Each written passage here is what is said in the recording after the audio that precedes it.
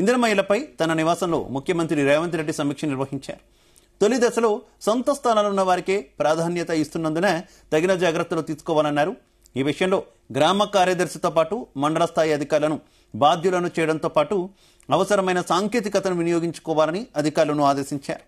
ఇక ఇందిరమ్మ ఇళ్ల మొబైల్ యాప్లో ఎటువంటి లోటుపాట్లు లేకుండా చూడాలని, ఏ దశలోనూ లబ్ధిదారులకు ఇబ్బంది కలగవద్దని, అదే సమయంలో శాఖాపరంగా ఎటువంటి పొరపాట్లకు తావివ్వకుండా చూడాలని సీఎం ఆదేశించారు.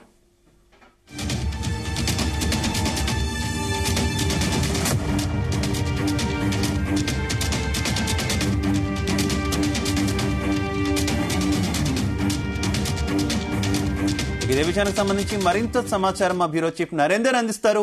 నరేందర్.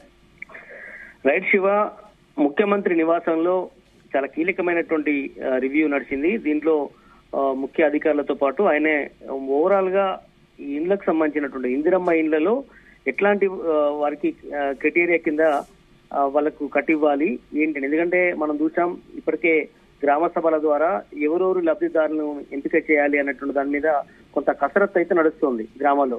దీనికి సంబంధించి స్పీడప్ చేయాలి, త్వరగతిన వెంటనే లబ్ధిదారులకు ఇండ్లు కట్టియాలి అన్నటువంటి ఏకైక లక్ష్యంతో రాష్ట్ర ప్రభుత్వం చాలా సీరియస్ గా తీసుకుంది. అందులో భాగంగానే ఇందిరమ్మ ఇళ్ల అంశం మీద రేవంత్ రెడ్డి చాలా సేపటి నుంచి రివ్యూ కంటిన్యూ అవుతుంది. దీంట్లో అత్యంత వెనుకబడినటువంటి వారికి ప్రాధాన్యత ఇవ్వాలి. అందులో దివ్యాంగులు, వివిధ రకాల హ్యాండిక్యాప్డ్ ఎవరైతే ఉంటారో వాళ్ళకి ఫస్ట్ ప్రయారిటీ ఇవ్వాలి. వాళ్ళకి చాలా మంది ఇండ్లు లేనట్టుగా కూడా గత ప్రభుత్వంగా గుర్తించింది, చేయలేకపోయింది అన్నటువంటి భావన ముఖ్యమంత్రిలో ఉంది. దాని తర్వాత వ్యవసాయ కూలీలు, వ్యవసాయం చేయని వారు ఎవరైతే వ్యవసాయం మీద కూలీకి వెళ్లే వాళ్ళు ఎవరైతే ఉంటారో వాళ్ళని బేస్ చేసుకొని ఇండ్లు ఇవ్వాలి అనేది కూడా రెండో ప్రాతిపదికన ప్రధానంగా చర్చిస్తున్నటువంటి ఈ రివ్యూలో. దాంట్లో చాలా మంది కూడా వ్యవసాయ కూలీలు అంటే మనకు చూసినాం 100 రోజుల పని జన్యాలకు వెళ్లేటువంటి వాళ్ళు కావచ్చు, అదే సమయంలో ఊర్లో వివిధ రకాల పనుల కోసం వెళ్లే వాళ్ళు, బతుకు తెరువు కోసం పట్టణాలకు వెళ్లే వాళ్ళు కావచ్చు, ఇట్లాంటి వాళ్ళని బేస్ చేసుకొని ఇవ్వాలి అన్నటువంటి ఆలోచన ఉంది.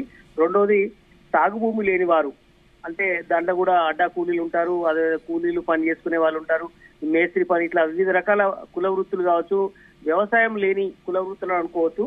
ఎగ్జాంపుల్ అదేవిధంగా పారిశుద్ధ కార్యక్రమంలో కూడా చాలా మంది ఎంప్లాయీస్ కింద ఉన్నారు, వాళ్ళు టెంపరీ బేస్ గా పనిచేస్తుంటారు కాబట్టి వాళ్ళకు కూడా ఇవ్వాలి అనేది కూడా ముఖ్యమంత్రి ఆలోచన.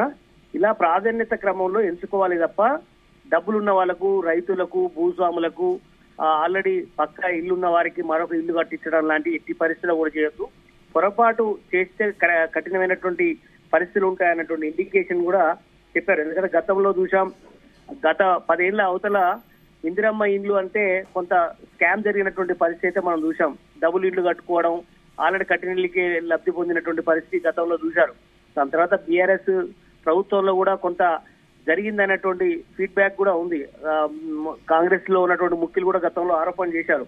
కనుక గత ప్రభుత్వాలు చేసినటువంటి పొరపాటు జరగదు. గ్రౌండ్ టు ఎర్త్ ఎవరైతే పూర్తిగా పేదవాళ్ళు ఉన్నారో వాళ్ళని ఎంపిక చేయాలి తప్ప ఎవరిని కూడా ఉన్నవారికి ఎంపిక చేయకూడదు అన్నట్టు ఇందులో ప్రధానంగా చర్చిస్తున్నారు. ఇందిరమ్మ ఇళ్లపై తన నివాసంలో ముఖ్యమంత్రి రేవంత్ రెడ్డి సమీక్ష చేసిన నేపథ్యంలో తొలిదశలో సొంత స్థలాలు ఉన్న వారికి మాత్రమే ఇవ్వాలి. ముఖ్యంగా ఇంకోటి, పేదలైనప్పటికీ కూడా, నిరుపేదలైనప్పటికీ కూడా వాళ్ళకి ఇంటి స్థలం ఏదన్నా పూరి గుడిసెనో లేదంటే రేకుల షెడ్డో ఇట్లా ఉండి సొంత ఖాళీ స్థలం ఎవరైతే ఉంటారో వాళ్ళకి ఫస్ట్ ప్రయారిటీ ఇవ్వాలని. ఎందుకంటే అసలే జాగ లేక ఇల్లు లేక ఉన్న వారికి చేయడం అనేది కొంచెం కష్టసాధ్యం ఉంది. ముందు స్థలం ఉన్న వారికి ఎంపిక చేయాలి పేదలు అనేది ఉంది. దాని తర్వాత పూర్తిగా గవర్నమెంటే ల్యాండ్ కొని దాని తర్వాత డబుల్ బెడ్రూమ్ ఇల్లు లాగా కట్టే ఆలోచన ఉంది. అది సెకండ్ ఫేజ్ లో కానీ థర్డ్ ఫేజ్ లో కానీ ఆలోచన చేస్తున్నట్టుగా తెలుస్తోంది. ఇట్లా తగు జాగ్రత్తలు తీసుకోవాలి గ్రామ సభల ద్వారా కూడా. అదేవిధంగా గ్రామ కమిటీతో పాటు మండల స్థాయి అధికారులను కూడా ఇందులో బాధ్యులు చేయాలి. అవసరమైన సాంకేతికత కూడా వినియోగించుకోవాలి టెక్నికల్ గా అనేది కూడా అధికారులను ఆదేశించారు. ఇందిరమ్మ ఇళ్ల మొబైల్ యాప్ లో ఎటువంటి లోటుపాట్లు లేకుండా చూడాలని కూడా ముఖ్యమంత్రి ఆదేశించారు. ఏ దశలోనూ లబ్ధిదారులకు ఇబ్బంది కలగవద్దని, అదే సమయంలో శాఖపరంగా ఎటువంటి పొరపాట్లు కూడా తావివ్వకుండా చూసుకోవాల్సిన అవసరం ఉందని కూడా అధికారులను ఆదేశించారు. కనుక ఇట్లాంటి క్రైటీరియన్ బేస్ చేసుకొని ఇవ్వాలి తప్ప ఎవరికి కూడా పార్టీలకు అతీతంగా కేవలం కాంగ్రెస్ పార్టీ వాళ్ళని ఎక్కువ మంది సెలెక్ట్ చేయడం, ప్రతిపక్ష పార్టీల వాళ్ళని చేయకపోవడం లాంటి అట్లాంటి పొరపాట్లు చేయకూడదు అనేది కూడా ఇందులో ఈ సమీక్షలో చెప్పినట్టు కూడా మనకు సమాచారం అవుతుంది. కనుక కేవలం పేదవాళ్ళే బేస్ చేసుకోవడం తప్ప పార్టీలు అనే దాన్ని మీరు కొలమానం తీసుకోకూడదు. అయితే నరేందర్, ఇప్పటి వరకు కాంగ్రెస్ సర్కార్ తీసుకున్నటువంటి చాలా కీలక అంశాల్లో వివాదాస్పదమైనటువంటి పరిస్థితి, అధికారుల నిర్లక్ష్యం అంటూ ప్రభుత్వం చెప్తున్నప్పటికీ కూడా ప్రభుత్వం అయితే సర్కార్ అయితే చాలా ఎక్కువగా టార్గెట్ అయినటువంటి సిచ్యువేషన్ చూస్తాం. అంటే అటువంటి పరిస్థితి రాకుండా విషయంలో మాత్రం జాగ్రత్త పడుతున్నారు అనుకోవచ్చు.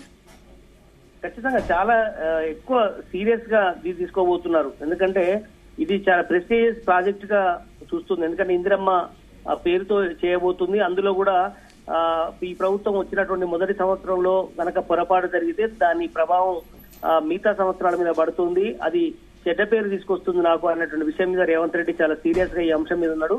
కనుక పార్టీలకు అతీతంగా ఎవరైతే పేదలు ఉన్నారో వాళ్ళనే బేస్ చేసుకొని ఇవ్వాలి. నిరుపేదలు వేసుకొని భూమి ఉన్న వాళ్ళకో లేదంటే ఇల్లు ఉన్న వారికో మళ్ళీ ఒక ఇల్లు శాంక్షన్ చేయడం ఎట్టి పరిస్థితిలో కుదరదు అన్నటువంటి విషయాన్ని చెప్పడంతో పాటు దాదాపు నియోజకవర్గానికి 3,500 ఇళ్లు వచ్చే విధంగా ప్లాన్ చేస్తున్నారు. మొదటి దశలో ఒక్కొక్క గ్రామానికి 100 నుంచి 200 ఇండ్లు వరకు వచ్చే అవకాశంగా చూస్తున్నారు. అది ఒక మండలాన్ని బేస్ చేసుకొని దాని లెక్కల ప్రకారం చేసే అవకాశం అయితే కనిపిస్తుంది. అది నియోజకవర్గానికి ఇంచుమించుగా 3 నుంచి 3,500 కట్టాలి మొదటి సంవత్సరంలోనే అంటే ఒక టార్గెట్ అయితే పెట్టుకున్నారు.